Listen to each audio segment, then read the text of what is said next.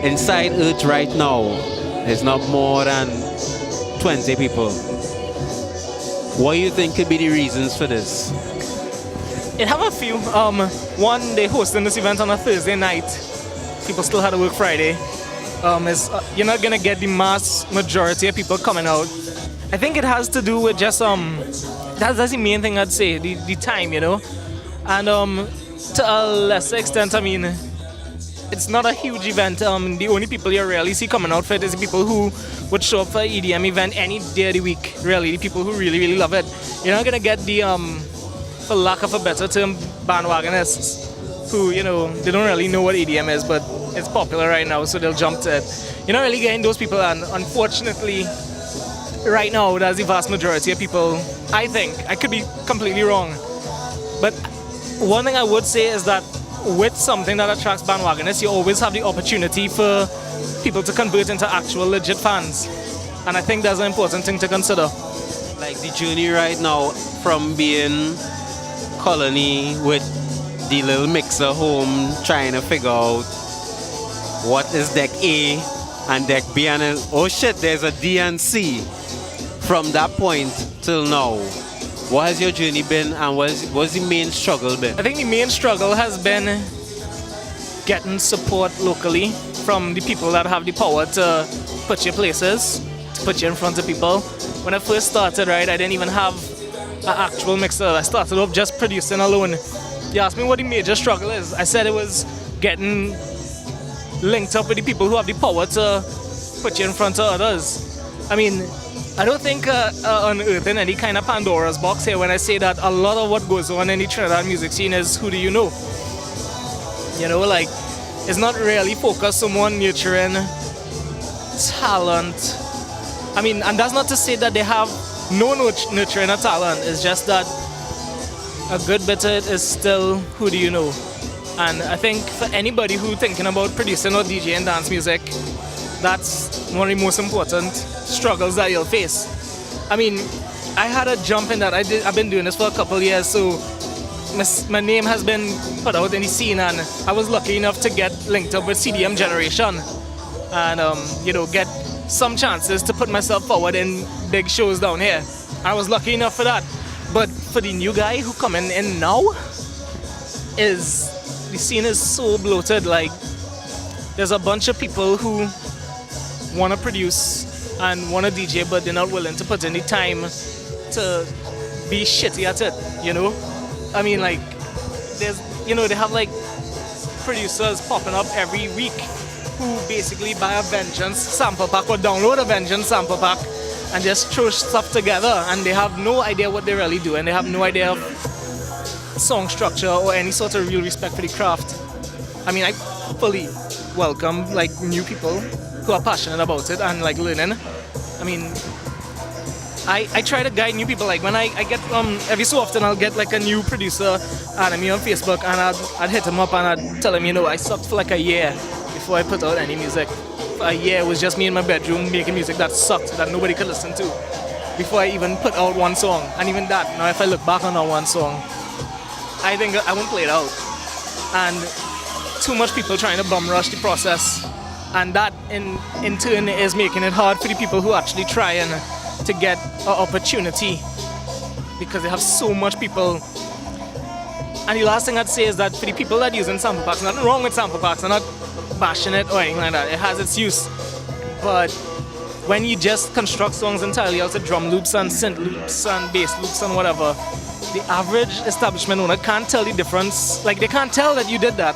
So when, you know, you say, here, take a mixtape, this is some of my music, I want to get gigs here, they'll hear music that to their ears sounds good, You have no idea that you had like minimal effort in that, and that's making it messed up for the people who actually put in any work with the sound design and the drum production and trying to do interesting things. Is making it hard for them.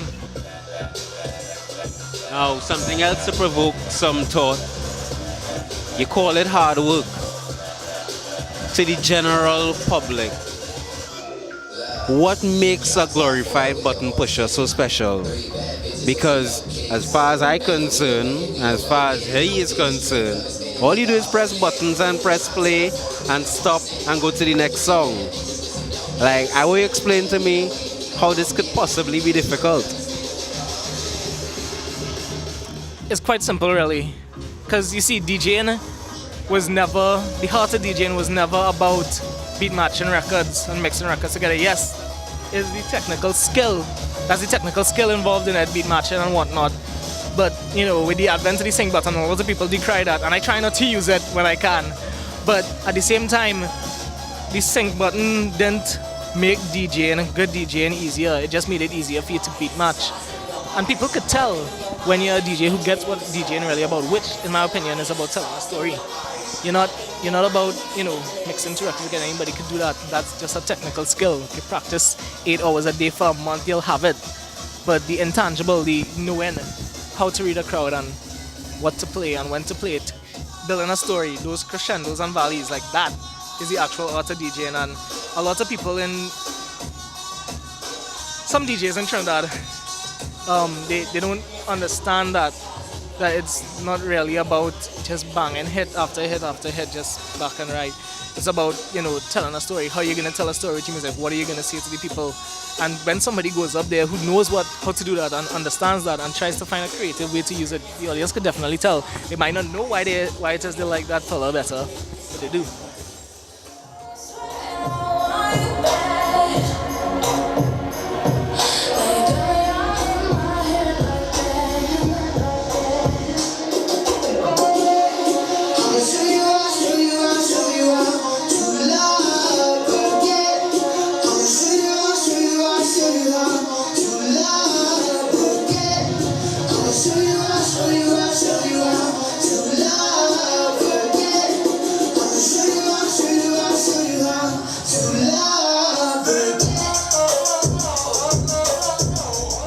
Thinking along the lines of doing a huge scale event, and we got some information for Flying Lotus.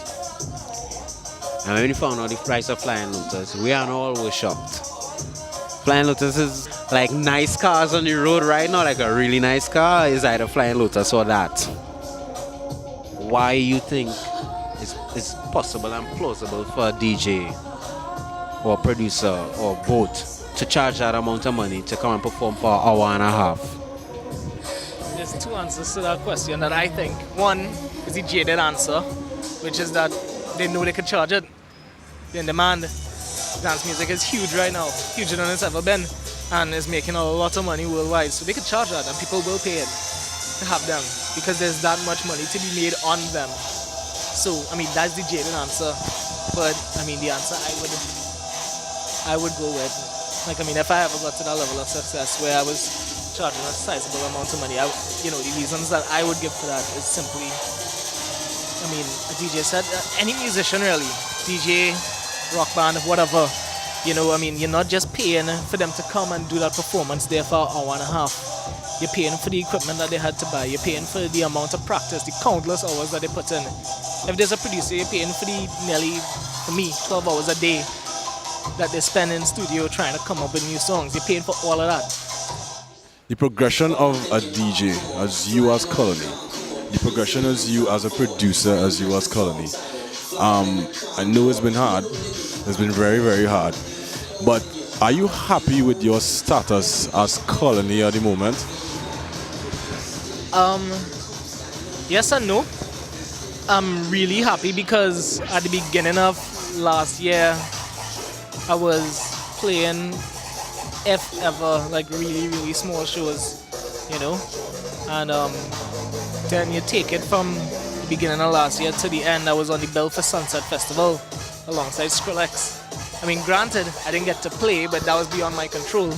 You know, that was like police or something. But the point is that somebody somewhere believed enough in me to say, let's put his name next to Skrillex's, you know?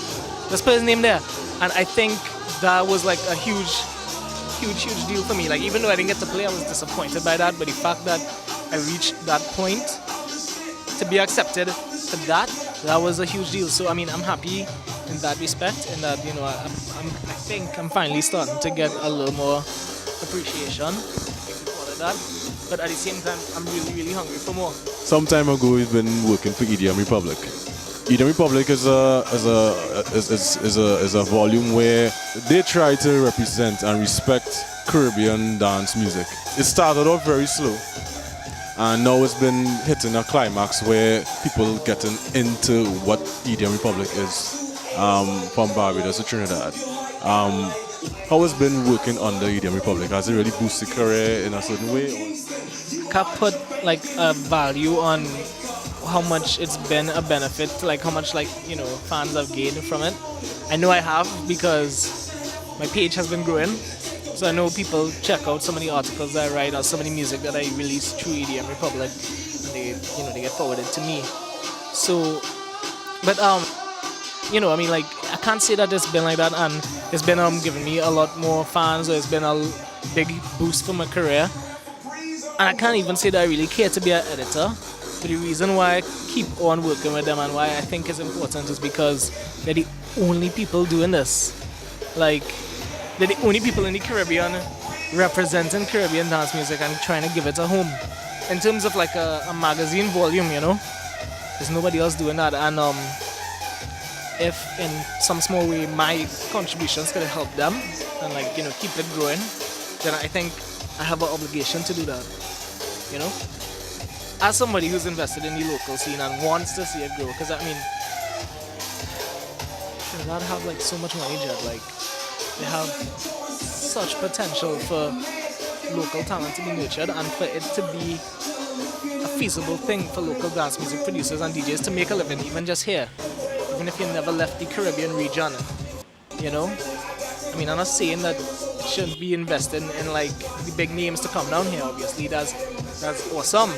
And if you want to appear on the international map as a region, you had to do that. But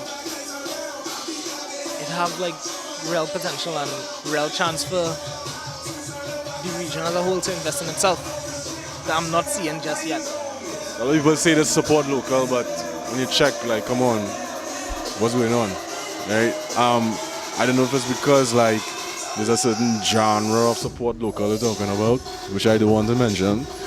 Right, but what I want to say is that during the birth of Colony, dubstep, now it's Colony, are you satisfied with the audience you're looking at? Or are you planning to like take a trip, jump on a plane and go to Europe and say, well, Trinidad, fuck you? I would love the opportunity to jump on a plane and go to Europe, but I don't think I would ever say Trinidad. I don't think that's something I would do, because as much as like at times the scene and just the support that the, you know, heavy hitters or the big players in the scene, as much as like you're not really seeing support at a grassroots level, that still doesn't change the fact that for me, for every 5 bandwagonists, Jed, who like don't give a shit that I'm doing something, there's like one person that like would come out to see my set specifically, or would check my page and download my music and be amped on that. And I mean, yeah, I started doing this for me, but like as a producer or any musician in general, they have like no greater feeling, Jed, than knowing that your song impacted somebody's life in some small way, whether it's like a huge way or whether, you know, it just helped them stay for a shitty day. And so I still gonna keep pushing Trinidad, even if I got to like a hugely successful level, and then obviously the influx of fans would come. But I would still continue pushing myself down here for those people who were there from before and who would be there anyway, regardless of how successful or broke. I'll be frank. Do you make a living from being a DJ in Trinidad right now with the music you play? Absolutely not. Absolutely not. I would like to, but I haven't reached there yet. Yeah, I mean, that's honestly and unfortunately, that's a reality of it. I mean, you get like a bunch of people, like you said, you have like the influx of people doing this, and unfortunately, it has reached to the point where there's so much people doing dance music that some event organizers just don't expect to pay EDM DJs. Like, they expect you to play for free because they'll have somebody else to come and do it if you refuse. And I don't mind playing the occasional gig for free just for vibes, because that is like the major reason why I got into it, you know. But just the sheer I don't know what the word I'm looking for is, just the expectation that you'll do this for free. It kind of shows not just a lack of respect, but like also that a lot of establishment owners just believe that, you know, people who do EDM, produce it, DJ it, they're just doing it as a hobby and they could afford to play for free. And that's like a real gross misconception that I think needs to change. And I would like to say that I know how to change it, but that problem is so self-feeding, you know? Like, it is a sucky problem, but they have no way that I could see around it just quite as yet. So, I'm hoping that the scene gets some more honor or something. I guess is the word I'd use, honor. My name is Colony. You could reach me at facebook.com/officialcolony, soundcloud.com/official_colony, and instagram.com/officialcolony. Thanks a million, man. Bless.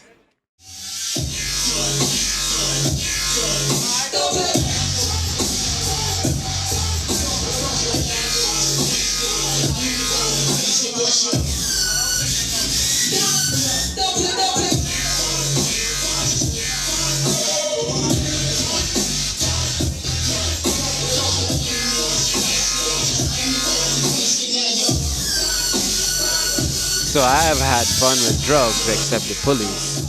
Is it recorded? I've never had... Jesus Christ!